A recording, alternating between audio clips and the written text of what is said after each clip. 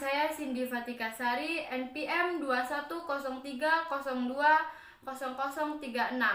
Di sini saya akan mempresentasikan hasil PPT saya yang berjudul Pemikiran Ekonomi Islam Masa Khulafa ar-Rasyidin. Abstrak. Artikel ini membahas pemikiran ekonomi Islam pada masa Khulafa ar-Rasyidin. Metode yang digunakan adalah library research dengan menggunakan beberapa buku sebagai sumber penulisan. Pada awalnya, ekonomi Islam dipraktekkan oleh Rasulullah SAW dalam kegiatan perdagangan dan juga dalam pelaksanaan kebijakan fiskal dan moneter negara Islam. Pendahuluan. Ekonomi Islam telah berkembang sejak awal kemunculnya dan menjadi pesaing ekonomi konvensional. Perkembangan yang ada pada ekonomi Islam saat ini tentu tak lepas dari pembelajaran terhadap sejarah pemikiran ekonomi Islam sendiri. Ekonomi Islam menjadi sistem perekonomian yang dijalankan sejak masa Rasulullah. Kebijakan-kebijakan Rasulullah menjadi salah satu pedoman oleh kaum muslimin untuk melaksanakan perekonomian baik mikro maupun makro. Ekonomi makro tentu sangat bergantung pada kebijakan-kebijakan pemerintah, tak terkecuali dalam pemerintah negara Islam. Pembahasan ekonomi dalam Islam masa Khulafa ar-Rasyidin. Ekonomi Islam adalah ekonomi ilahiyah karena titik berangkatnya adalah dari Allah, dengan tujuan mencari ridho Allah dan cara-caranya tidak bertentangan dengan syariatnya. Ekonomi Islam juga bertujuan untuk memungkinkan manusia memenuhi kebutuhan hidupnya yang disyariatkan. Manusia perlu hidup dengan pola kehidupan yang robani dan sekaligus manusiawi, sehingga ia mampu melaksanakan kewajiban kepada Tuhannya, sehingga kepada dirinya, kepada keluarganya, dan kepada manusia secara umum. Komitmen Islam terhadap persaudaraan dan keadilan sosial ekonomi. Adapun ciri-ciri sistem ekonomi dalam Islam adalah sebagai berikut. A. Multi-tipe ownership, kepemilikan multijenis. Dalam Islam berlaku prinsip kepemilikan multijenis, yakni diakuinya bermacam-macam bentuk kepemilikan baik oleh swasta, negara, atau campuran. Yang B. Freedom to act, kebebasan bertindak atau berusaha. Para pelaku ekonomi dan bisnis menjadikan Nabi sebagai teladan dan model dalam melakukan aktivitas perekonomian. C. Social justice, keadilan sosial. Prinsip keadilan sosial lahir dari gabungan nilai-nilai khalifah dan nilai ma'at. Keyakinan bahwa segala sesuatu adalah mutlak milik Allah dapat membangun kesadaran bahwa segala sesuatu yang dimiliki manusia selama di dunia ini hanya bersifat titipan, dan pada titipan Allah tersebut terdapat hak-hak orang lain yang harus diberikan.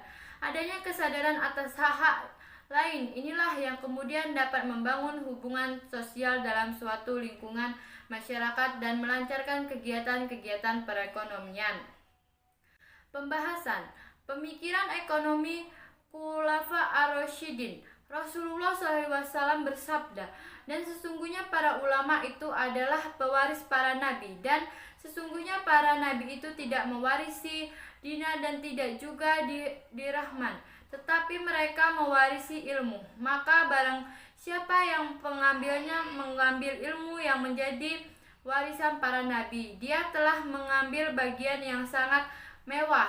Nabi Muhammad SAW tidak meninggalkan wasiat tentang siapa yang akan menggantikan beliau sebagai pemimpin umat Islam setelah wafatnya beliau. Beliau tampaknya menyerah persoalan tersebut kepada kaum muslim sendiri untuk menentukannya. Karena itulah tidak lama setelah beliau wafat, sejumlah tokoh Muhajirin dan Ansor berkumpul di balai kota Bani Badidah. Mereka musyawarahkan siapa yang akan dipilih sebagai pemimpin. Dengan semangat uhuan lamiyah yang tinggi, akhirnya Abu Bakar terpilih. Abu Bakar As-Siddiq 11-13 Hijriah atau 630 sampai 635 Masehi. Setelah wafatnya Rasulullah SAW, Abu Bakar As-Siddiq yang memiliki nama lengkap Abdullah bin Abu Khalifah Al-Tanim terpilih sebagai Khalifah Islam yang pertama. Abu Bakar As-Siddiq merupakan pemimpin agama sekaligus kepala negara kaum muslim. Masa pemerintahannya hanya berlangsung selama 2 tahun. Abu Bakar As-Siddiq banyak menghadapi persoalan dalam negeri yang berasal kelompok yang murtad, nabi palsu, dan pembangkang zakat. Pada akhirnya perang terhadap kemudahan ini berakhir dan kemenangan berada di tangan Khalifah Abu Bakar. Pemikiran ekonomi yang paling penting dari peristiwa perang melawan kemurtadan ini adalah bahwa Abu Bakar telah mampu membuat prinsip penting dalam pajakan Islam, yakni menegakkan zakat sebagai sumber pendapatan negara. Yang kedua, Umar bin Khattab 13 sampai 23 Hijriah atau 634 sampai 644 Masehi. Masa kepemimpinan Umar bin Khattab berlangsung selama 10 tahun. Selama masa itu, Umar bin Khattab banyak melakukan ekspansi hingga wilayah Islam meliputi Jazirah Arab sebagai wilayah kekuasaan Romawi, Syria, Palestina, dan Mesir, dan seluruh wilayah kerajaan Persia termasuk Irak. Dalam pelaksanaannya, kegiatan ekonomi negara setelah melakukan musyawarah dengan para pemuka sahabat, Khalifah Umar bin Khattab memutuskan tidak menghabiskan seluruh harta Baitul Mal sekaligus, tetapi dikeluarkan secara bertahap sesuai dengan kebutuhan yang ada. Bahkan disediakan dan cadangan Baitul Mal secara tidak langsung berfungsi sebagai pelaksanaan kebijakan fiskal negara Islam, dan Khalifah merupakan pihak yang berkuasa penuh terhadap harta Baitul Mal. Yang ketiga, Utsman bin Affan 23 sampai 35 Hijriah atau 644 sampai 656 Masehi. Selama kepemimpinannya, Utsman bin Affan tidak melakukan inovasi dalam bidang ekonomi. Kebijakan perekonomian yang diterapkannya hanya meneruskan dari kebijakan-kebijakan dari khalifah pendahulunya. Dalam pendistribusian harta Baitul Mal, Khalifah Utsman bin Affan menerapkan prinsip keutamaan seperti halnya Umar bin Khattab. Ia juga menerapkan kebijakan berupa membagi-bagikan tanah negara kepada individu untuk reklamasi dan kontribusi kepada Baitul Mal. Dari kebijakannya ini, negara memperoleh pendapatan sebesar 50 juta di dirham atau naik 41 juta dirham jika dibandingkan pada masa Umar bin Khattab yang tidak membagi-bagikan tanah tersebut.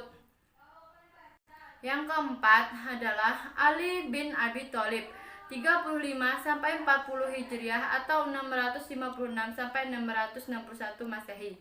Khalifah Ali bin Abi Thalib mengambil langkah penting pada masa pemerintahannya yang pencetak mata uang koin atas nama negara Islam. Hal ini menunjukkan bahwa ada masa pemerintahan tersebut kaum muslim telah menguasai teknologi besi dan pencetakan koin. Namun, uang yang dicetak oleh kaum muslim itu tidak dapat beredar dengan luas karena pemerintah Ali bin Abi Thalib berjalan sangat singkat seiring dengan terbunuhnya sang khalifah pada tahun ke-6 pemerintahan Ali berakhir dengan terbunuhnya beliau di tengah Ibnu Mutijah dari kelompok Khawarij.